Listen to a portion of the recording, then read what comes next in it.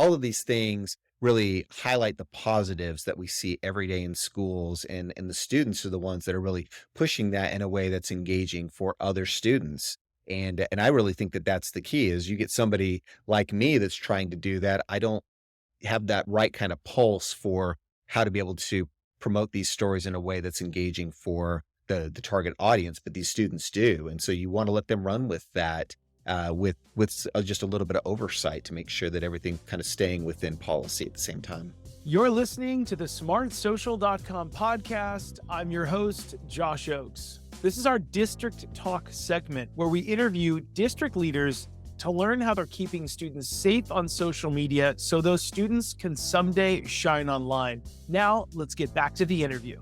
I'm Don Austin, Superintendent of Schools for the Palo Alto Unified School District. We have 18 school sites serving about 10,300 students in the city of Palo Alto, home of Stanford University. So, hello, everybody. My name is Angel Rivera. I'm the superintendent of Mesquite ISD, a little suburb of Dallas, south corner of Dallas.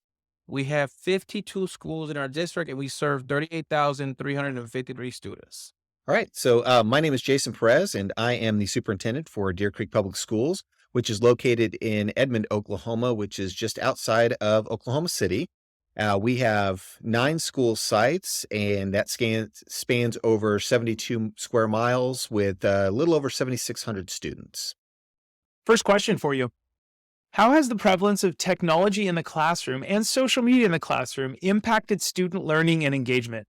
Well, I think part of that's going to depend on who you ask. I believe that it's helped accelerate learning in our school sites, especially for the teachers who have leaned in and not tried to resist some of the new trends in technology. I think we have to balance that with some of the inherent dangers of some of the new applications as we get to know them. But I think in general, students are more informed and better equipped to articulate their thoughts than at any time in history. Well, the incorporation of technology now, if you know, over the years, we had an infusion of technology slowly but surely, and the rate of change back when I got into education was a little slower than the rate of change today, as you can probably see. And so it has slowly infused itself into the classroom, but we know that we must do that in order for students to learn. I mean, think about the computer that put astronauts on the moon took over a whole room, but a cell phone has as much power as that computer did back in the days in NASA. And so it is not only a tool, but I think it's our responsibility as educators to infuse technology into the classroom. Because currently in my job, I use technology constantly to do the tasks that I'm supposed to do as superintendent. And so we need to teach our kids how to do that with those tools. And so we are a one-to-one district, and every student has a device. And part of our instructional design is accounting for digital responsibility, digital citizenship, um, those technical skills. How do you use the technology to access the learning instead of what we used to do was we were accessing technology for entertainment, video games and those kind of things. So I think in the short term, using technology in the classroom was and is a challenge. Teachers that are moving from the overhead projectors and worksheets are trying to fit those lesson models into things like iPads and Chromebooks. But as teachers gain better understanding of implementing technology and students better understand how to use technology as a part of learning, not just aiming for viral social media posts, the lessons become more collaborative and engaging. So I'm looking forward to how it can continue to evolve education now that we've really pushed it to the forefront. How can school districts deal with social media issues that may originate on social media apps and then create a problem on campus? Well, I think as we look at the stretch of social media and how it's impacting school campuses, this is something that didn't exist 15, 20 years ago when some of us started.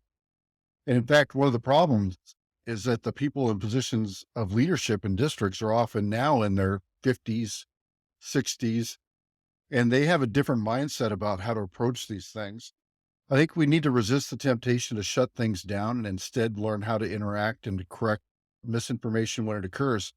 Part of the balancing act, though, is knowing what to correct and what to just let go.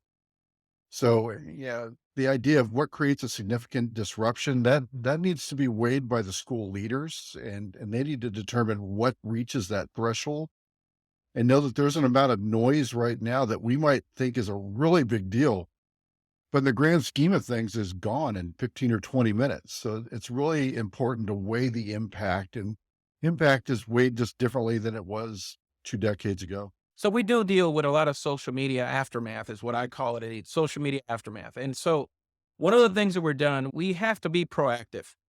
Right now, a lot of us are victim, and so we tend to be reactive. But social media citizenship, what I call that as well, we need to teach our students the power, but also the responsibility that comes with the utilization of social media.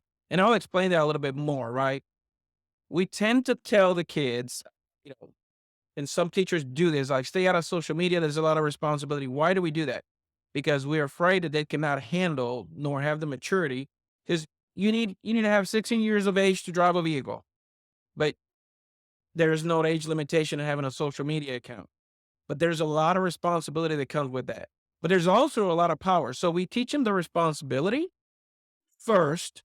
And what does it entail? Because once you put it on social media, you actually have given ownership to the site, to whatever thought you put on there. And we're seeing a lot of famous people that have put stuff on social media, Kevin Hart, for an example, and then years later suffer the aftermath of some thought that he put on. And so we use those examples to teach our kids kind of like, what do you think about when you post something on social media and the after effects? But unfortunately, we didn't start this soon enough. And so there's a lot of reactivity. And so now I know educators, we're talking about being proactive and teaching that at the beginning and early stages.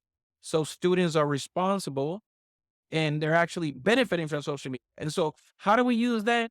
So we started teaching our kids, how to tweet, how to use Snapchat, how to use Instagram in the educational process and actually model that for them. But unfortunately, some teachers are better than others at doing this and incorporating it into the classroom. But if you know anything about the law of diffusion, you start with the 20% and it just starts to take. And it's going to take time because, as I stated before, the rate of change used to be 10 years now, and then it went to 5. And I will dare to say that now is 2 to 3 years, that we're constantly evolving.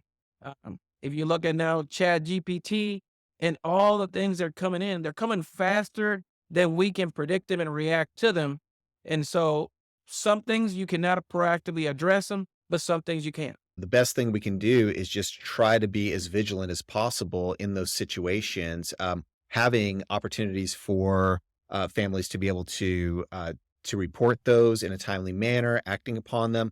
One of the things that really I feel like is beneficial being in a district that's one to one on technology is that we do have a lot of safeguards in place with the technology that belongs to us or on our network. So if we have anything inappropriate going on with social media or what have you, we have programs like Lightspeed and Bark that can help us identify those situations and be able to react more timely, and then also have the documentation to kind of back up things if need be. Can you provide some examples of how your students have used their social media in a positive and productive way that may have benefited themselves or their community? Well, I've seen examples of people that have just really done a nice job of being um, consistently positive. And right now it's so easy to be negative or snarky or condescending that the people that are committed and dedicated to being positive stand out in ways that make it probably easier to self-promote than at any time in history. When most people are concerned about what negative things are going to be found about them on social media, including their own posting, people that can just commit to say, I'm not going to put anything out there that doesn't represent me and my family in a positive light, are really going to stand out as exemplary. So, in our case, I was at an event last night where they were live casting a project that was done through our social justice pathways, honoring Cherokee families. And I thought, what a beautiful thing. Not only did they take the time to do the research around the history of Cherokee families, they were able to tell the story about the number of Cherokee families in the state of California. Then they created an art project, which was installed on our campus. And not only do they tweet it out and use some of those more traditional ways, but they live stream the entire event. So anyone around the country could watch this thing unfolding right in front of them. So I think they're great examples of how people can package things, especially in small snippets. It doesn't have to be, a binder full of information. It can be a 5-minute segment, a 3-minute video that can really be impactful and be seen by unlimited number of people in their audiences. Saturday, I'm going to an event where one of our students put on social media to benefit, you know, foster kids and supplies for foster kids. And she started this drive and started blasting it on two media sites. I think it was Twitter and Instagram, where she started doing this. And Saturday, she's going to go ahead and take the things that she collected and donate them to the organization that's going to get them to foster kids. And this is just one student that decided to do this, but the teacher taught them the responsibility. These are some examples that we want to spotlight to then give ideas to the kids about the possibilities, because we tend to the media focus on negativity, schools sometimes focus on negativity, but we don't give a spotlight to those positive stories. They're going to yield the behaviors that we want to instill in our kids. Along with some teachers that they use a lot of Twitter and instruction. They use a lot of Facebook is not used as much anymore for the younger students, but Twitter, Instagram, and Snapchat is.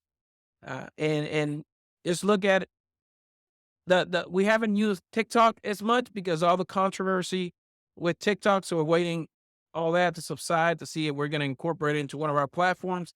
But that's just a vivid example recently that I encountered that shows the positive effects of social media and how it rewards the student, because there's always an intrinsic motivation that they must feel good about what they're doing.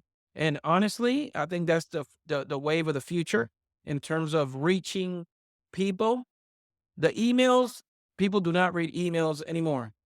Uh, Messages and phone calls, people, I know plenty of people don't even check their messages on a voice line. So they get their access through social media. So that's going to be it is actually currently the wave of the now, not just the future. Yeah, so we've had some really great examples of that in our district. I'm pretty sure that the social media for our marching band program is run by students. And so other programs such as our student council, they use the socials to promote like our week-long fundraising event we call WWF here, or when we do pink outs at athletic events and to raise awareness for breast cancer. Uh, Obviously, we see this most prevalently in our extracurricular groups or clubs that have created student created posts and stories at various times throughout the year. All of these things really highlight the positives that we see every day in schools, and the students are the ones that are really pushing that in a way that's engaging for other students. And I really think that that's the key is you get somebody like me that's trying to do that. I don't have that right kind of pulse for how to be able to promote these stories in a way that's engaging for the target audience, but these students do. And so you want to let them run with that, just a little bit of oversight to make sure that everything's kind of staying within policy at the same time. In the age of one-to-one, how are you preparing students for positive technology use in the classroom? Well, in this particular district, we're blessed. We're well funded, so we've had one-to-one devices for students for quite a while. I think part of our question is how much do we restrict access to different sites that we wouldn't allow at school for the home use? And we've gone back and forth on that quite a bit. But I think really trying to teach responsibility is more important than trying to restrict access or to go the punitive way. So we really look and try to inform students, and this includes the whole concept of what does it even mean to cheat anymore. So we spent much more time on the education of students around the use of one-to-one devices and technology in general, and much less in trying to necessarily regulate or restrict access. So that's one of the things that we're actually spending a lot of time. We're a one-to-one district, and actually we're probably the only district that we have a AI program called IO, in which the program actually We started it 3 years ago in our district. And what it does, students have a lot of academic data. But if I were to ask you, Josh, what is your passion and your aptitude? And was that passion and aptitude discovered in school? Or did you accidentally come across that later on as an adult? So what this AI system does is identify students' passions, because we have a lot of aptitude data, but where the two connect, no school is doing that. And so this AI looks at all the data sources, looks at your internet usage, looks at what you produce, that you're writing, and is able to say, Angel, have you ever considered ice boat racing? Well, I don't know what ice boat racing is. I'm originally from Puerto Rico and I live in Texas. Do we have a lot of ice here? Absolutely not. And so we have examples of kids that have been given suggestions by IO, and these suggestions have led to exploration of things, because right now students are only limited to the knowledge they have, their parents, and their educators. But I dare to say that there are careers out there that we have no idea they're a possibility. And one of our students may have a passion for that career. And so we're in the infancy of this program, but it's able to draw in through patterns and expose kids to things that they may not have known before.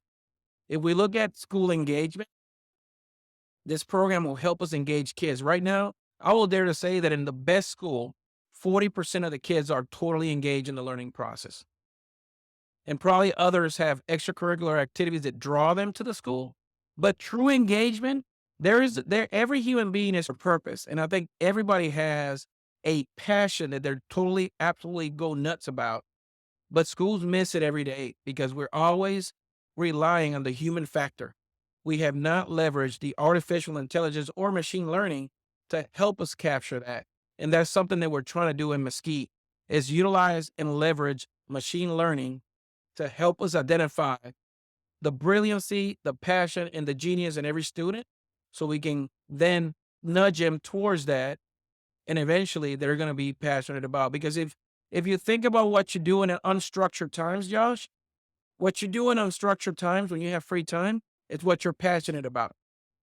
So if I'm working on what I'm passionate about, am I really working? Am I really looking at the clock and saying how many hours left before I go home? Or am I producing my best work? And that's what we want to unlock with the one-on-one and technology usage in Mesquite ISD. So, as a district, we are working to implement the ITSD standards, the International Society for Technology in Education. And we're trying to do that at all levels. So, ISTE has developed standards for students, for educators, educational leaders, and educational coaches. So, by layering those ISTE standards over the instruction that's happening in the classroom, we can build our students into responsible digital citizens, which is one of our end goals. Thanks for listening to our smartsocial.com podcast. I'm your host, Josh Oakes. This was our District Talk segment where we interview school district leaders to learn how they're keeping students safe on social media so those students can someday launch into their future by shining online. This episode was brought to you by our smartsocial.com VIP program. It's called the Very Informed Parent Program, which helps you engage your students with teen-led video lessons. Stay one step ahead with our premium parent newsletter and discover hidden features on trending apps on teens' phones and our 54 plus live parent and student friendly events every single year. You can click on the link below to chat with one of our team members if you want a free pass to our VIP program to support your community with our smartsocial.com resources. And if you're a district leader who has a success story, we would love to feature you on a future episode. You can click the links below to reach out. Thanks so much for listening, and we look forward to seeing you on the next episode. Have a great day.